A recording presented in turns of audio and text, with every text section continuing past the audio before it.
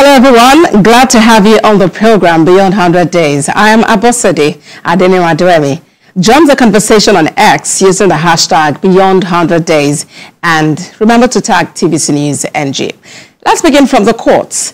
The Federal High Court has acquitted former Speaker of the Lagos State House of Assembly, Adeyemi Kuforiji, of money laundering charges filed against him over 12 years ago by the Economic and Financial Crimes Commission. The judge, Mohammed Liman, also acquitted the former Speaker's then personal assistant and co-defendant, Oyebode Atoyebi, of all 54 charges. We'll bring you details later. Now, let's bring you updates on the cholera outbreak in parts of Nigeria. The death toll from the outbreak in Lagos, which is currently the epicenter, stands at 29, with 579 suspected cases.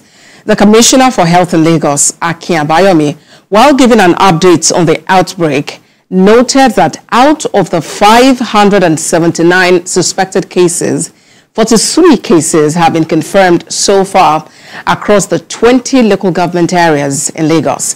He mentioned that no cases have been reported yet in schools since resumption from holiday. We are going to intensify through the initiative that I just alluded to, approved by Mr. Governor, called the Safe Plate and Safe Drinking Initiative, where we are going to make sure that if you are producing any beverage or any food for public consumption, be it a restaurant, a side street, a buka, a beverage, anything of the sort, or even distributing water, that you are subject to more intense regulation. Talking about the outbreak, in Ogun State, the government has confirmed 9 cases of cholera, and that's out of the 25 suspected cases they have there, and 1 death has been recorded. TVC News' Kazim Olowe brings us an update on that. Cholera cases spread to more than 30 states in the country. Ogun State government has confirmed 9 cases out of the 25 suspected cases, with 1 death. The cases, according to the Commissioner for Health in Ogun State, spread across 7 local government areas, which are Ado-Odota, Remo North, Odeda, Shagamu, Ijebu North, Iwekuru, and Obafemi Owode. The Commissioner added that 8 out of the 9 confirmed cases have travel history to Lagos, and 6 of them were reported to have taken tiger nut drink while in Lagos. She said the state has put measures in place to put the spread under control. As of today, the 24th of June 2024, Ogun State has recorded 25 suspected cases and in 7 LGAs. The initial 8 cases actually originated, the first 8 cases originated from Lagos State, which is the reported epicenter for the cholera outbreak in Nigeria at present. And it states that, and it shares borders with 4 of our local governments. The Commissioner warned residents to be conscious of what they eat or drink and appealed to people to create awareness among their families. The Commissioner for Environment also highlighted what the state is doing to reduce the spread and ensure the environment is clean and safe for the people. The State Epidemiology Unit is on high alert. All LGA disease surveillance and notification officers have all intensified their surveillance across all 20 LGAs.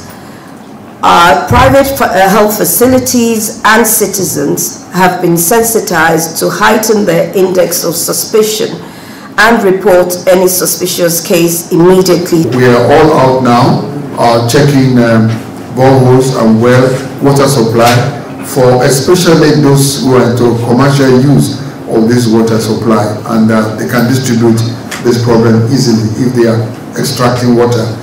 Members of the public were also urged to ensure they take clean and safe water, preferably water supply through the State Water Corporation.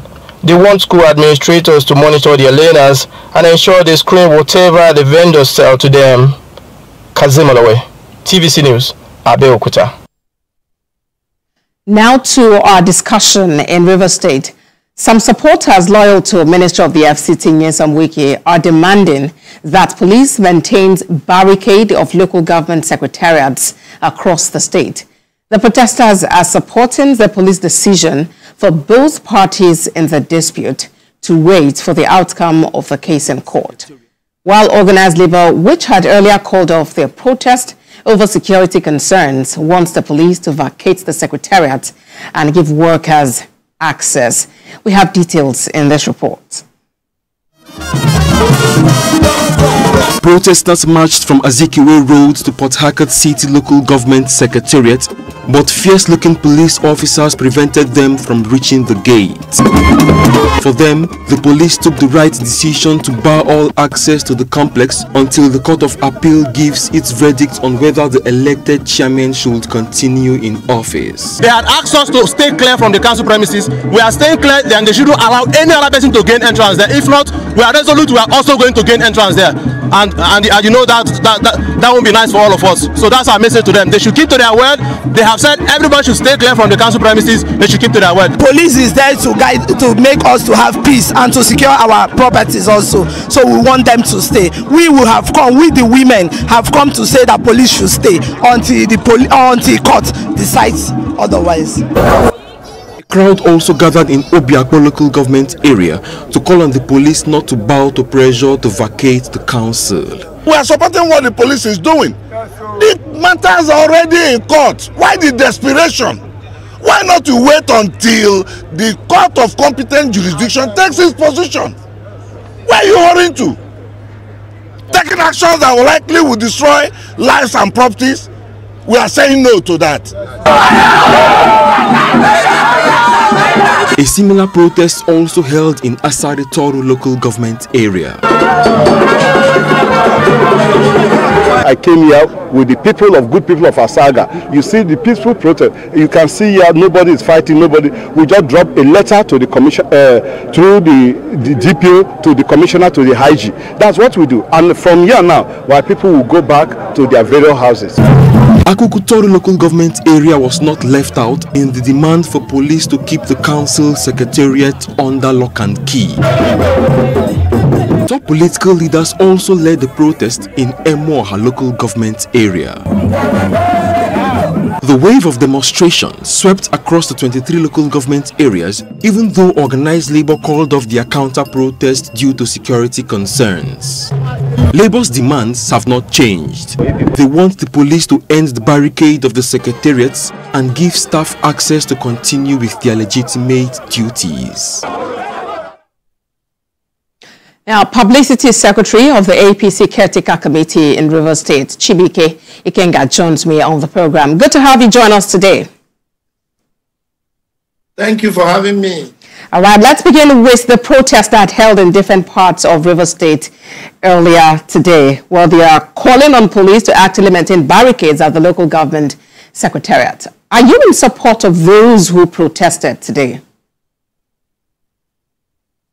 Well, I would say yes, because it was peaceful or true, because it did not damage anything. It was a peaceful protest, and it was clearly a response to the planned protest of the compromise NLC, TUC, and Nolge in Rivers State. When you say compromise, do you have any evidence to back that up?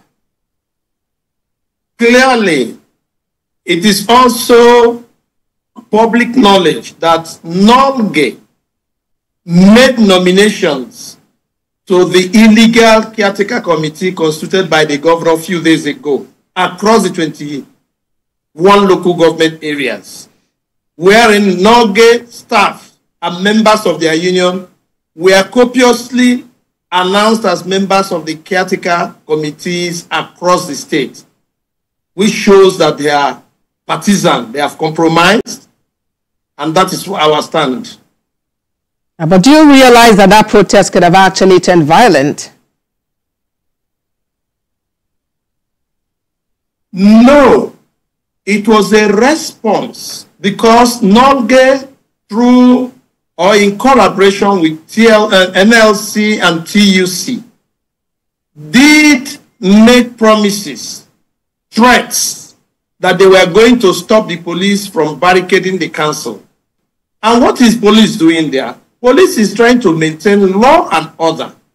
You'd recall that last week, people were killed, a lot of people were maimed, which gave rise to the directive of the Inspector General of Police to maintain law and order by asking the Pelicans to stay off the council secretariats. That had continued, and in the councils we had had relative peace across the secretariats until the compromised NLC, TUC, Nolge in Rivers State now threatened to go and protest to ask police to leave the council premises so they could have access to it.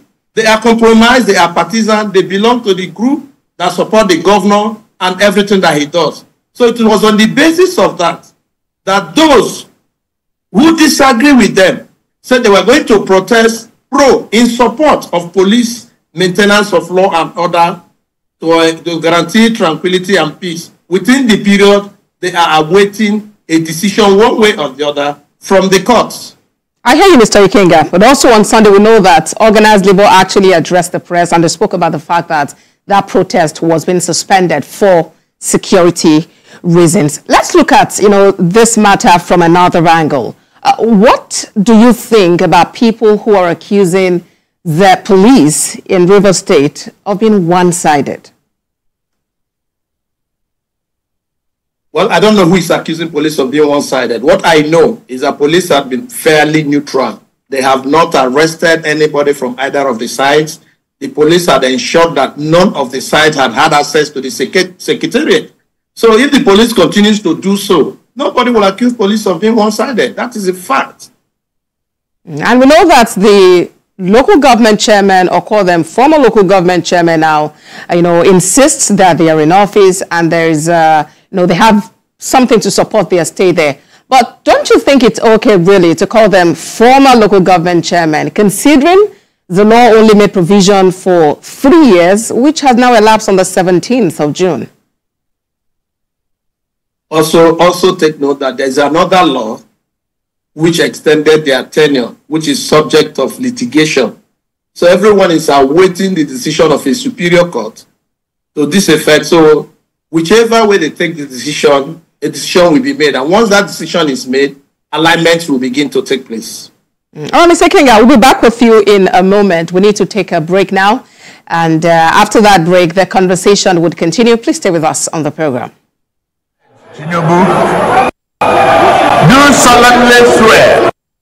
Thank you so much for staying with us on the program. Beyond 100 days, I've been speaking with Publicity Secretary of the APC Caretaker Committee in Rivers State, Chibike Ikenga. All right, talking about the situation in Rivers State, we expect the appeal court, to announce its decision on the 4th of July. And of course, they have been called for all parties to maintain status quo until that announcement is made. What do you make of what is going on and how the different parties are reacting to this at this time?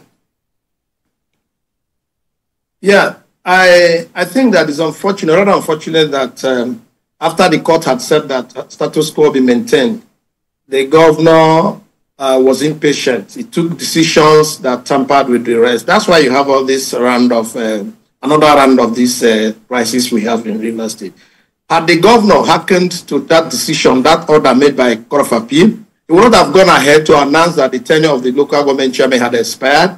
Had the governor also respected the position of the Court of Appeal, the governor would not have gone ahead to announce a caretaker committee, which is part of what is before the court. So these are the problems you have seen. And then the compromised TUC, NLC, and Nolge in Rivers State, the governor has also compromised them and wanted to use them to start another round of crisis that led to the response you see from the other group in support of the police. So we believe that every team, every group should maintain the status quo, allowing the Court of Appeal to take decision, and finally it will end at the Supreme Court. So we must respect the rule of law. And if we believe that it was through rule of law, through constitutionalism, that we occupy the offices that we do occupy today, we must respect the position of the law and not take laws onto our own hands, like the governor and his team and his party, the PDP in Rivers State, is doing. This crisis, I can tell you, I'm not a supporter of the governor, but as governor of a state, you must be fair to all concerned, whether people are in your party, whether people who support you or not. You are the governor of the entire state, of those who are against you, those who are in support of you, but you must take decisions according to your oath of office and oath of allegiance. First, you must respect the Constitution, and then you must be fair to all concerned at all times. But the governor does not want to adhere to these prescriptions, and that's why we have crisis. And you know that the essence of constitutionalism is to try to check conflicts. And if you do not respect those provisions made by the Constitution that will check these conflicts, that's why they are frustrated in Rivers State. And the governor, being the henchman here, is partisan. He's interested in dividing the state according to two groups, the they and the we. And that will not help to foster peace. Mr. Ikenga, that is an allegation. That is an allegation that, you know, I would like you to mention if it has any evidence, really. Yes, I do. The evidences include one, that the governor came on air to announce that he has proscribed a state assembly. He doesn't have such powers. The governor has gone ahead again to proscribe local government chairmen outside the law. He doesn't have such powers. But Mr. Ikenga, instances that have created this crisis. Okay, but to follow developments then, when these gentlemen and women actually announced that they were no longer members of the party that brought them, you know, into power, and so it felt like natural for them to actually, you know, for what happened to happen back then. Well, they have said so, but having said so, the court under Justice Bassam has taken a decision that they have not left their party, that they still remain members of the PDP, by virtue of the fact that those who took them to court did not provide evidence to show that they have actually resigned from their party and left to the other party, the APC. So, assuming without considering that it was true that they have left their party, the government doesn't have the right to declare their seat vacant by saying that he does not recognize the existence, that they were only existing at his own works. I want to take it. So if they are members, okay, if they are members of the PDP, why are you then supporting them? Because obviously, like you mentioned, the court declared them members of the PDP. So why are you, a member, a chieftain of the APC, supporting them to retain their seats? If you listen to me, I have maintained that my support is for constitutionalism, for the obedience and compliance to the rule of law. I have not said that the House Assembly members were right or wrong. Neither have I said that those who took them to court were right or wrong. I believe strongly that the law will be straightened at the superior court, and by that time, everyone will know where we stand. But for now, let everyone, let every group, the governor inclusive, let them hold on until such a decision is taken, so we can go ahead. So what is the way forward? Yes, you've mentioned about staying put, like everyone maintaining the status quo. But then how should that, you know, be actually addressed? It's simple. Let everyone continue to look up to the courts and obey laws and order that exist in Rivers State, even though some persons are taking decisions to create some other crisis for their own benefit. So if we continue to respect the rule of law, particularly that order made by the Court of Appeal, by not taking any action that will tamper with the rest or create crisis or lead to the loss of lives and properties, we will get there as soon as the court takes its decision. I want everybody to be involved in peace building, consensus building, pending the determination of the suits before these courts. All right, I'm talking about maintaining the status quo. We know that those who protested today mentioned that should any other person access, you know, the local government secretariats, then they would have no choice but to do that. So would you really say that these parties have ceased hostilities in the case on ground? No, they have. They have kept quiet and allowed the court to take that decision until the compromised TUC, NLC, and NOLGE, whose members are members of the illegal caretaker committee, took steps to protesting against police protection of lives and properties at the council secretariat. That's what led to this round of protests and all that. So let everyone stay at bay, keep quiet, watch, and allow the courts to do their job before we can find a way forward. When you declare, when you call the caretaker committee illegal, remember that they actually have the backing of the governor. And while there may be fewer members, there is actually that fractional house that exists in Rivers State as we speak. Yes, the governor is not the law. The governor is not the constitution. The governor is not the courts. The governor is holding his position based on the prescriptions of the constitution and must comply with the rules and regulations set up about governance in Rivers State by the same constitution. Therefore, when there is a disagreement between the legislature and the executive, it is the responsibility of the judiciary to adjudicate, as it is presently in Rivers State. The legislature and the executive are in serious disagreement. What happens? So you allow the courts to interpret the constitution properly, so everyone will know what is your role, expected role, and what you should do going forward to maintaining peace and order in the state. I know you have at different times mentioned that organized labor is compromised in the state, but you realize and remember also that they announced a suspension of the strike. And aside that, there are concerns about the state of the workers who have now been out of work, for some time now. And if that policy of no work, no pay, actually comes into existence, what do you think becomes their fate? The workers, their challenge is known to everyone. It's not their making that there is crisis. Should they go to a place where there's a breakdown of law and order, they will be killed. So asking them to stay home without endangering their lives is the best thing in the circumstance. And for how long have they been out of job? So let us believe that the Court of Appeal will do justice as quickly as possible by trying to take a decision either way, and everybody will follow. That is the position. And what if that decision the Court of Appeal makes does not favor your party, the APC? What would be your decision? What would be your next step?